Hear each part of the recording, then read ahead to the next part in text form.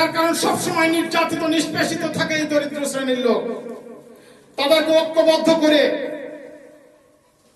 তাদের চেহারাটা দেখেন তামার মতো হয়ে যায়। অর্থাৎ তামার মতো হয় কেন? রোদে জলে টিকে রং পাকা কয় তাহারে। আমরা একটা কবিতায় পড়েছি, ফলারটি পাকা হয় লুচি দই আহারে। পড়িনি এই কবিতার পাকাপাকি কবিতাটা?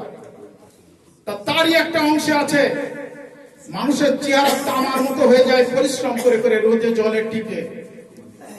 সব দুনিয়ার আহার যোগাই আমরা না পাই খাইতে, চল যাই চল মাঠে নাঙল বাইতে।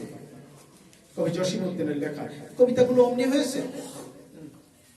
যারা তেলতেলে চেহারা ম্যাজিস্ট্রেট, ডিসিএসপি, বড় বড় চাকরিজীবী, যাদের বউগুলো লক্ষ লক্ষ টাকার মার্কেট করে নিয়ে যাচ্ছে, তাদের এই টোটাল বিচরণ কিন্তু আমাদের গায়ের ঘামের উপরে। এখান থেকে ফসল উৎপাদন করে ভালো ভালো ফসলগুলো বাজারে পাঠাচ্ছে, ওরা টিপে টিপে দেখে বেগুনে পোকা আছে কিনা। একটা বেগুন তৈরি করে দেখ কত কঠিন, স্প্রে করতে করতে চোখ নষ্ট হয়ে যাচ্ছে, অথচ এরা মূল্য পায় না। মূল্য পায় কারা? ওই তেল তেলে চেহারা যাদের তাদের। অর্থাৎ সিন্নি খাইলি যার দৌলতে তাকে চিনলি না। অর্থাৎ যাদের পরিশ্রমে আজকে লালিত তোরা তাদেরকে চিনিস না। সুতরাং এই ঐক্যবদ্ধ হওয়ার প্রয়োজন আছে।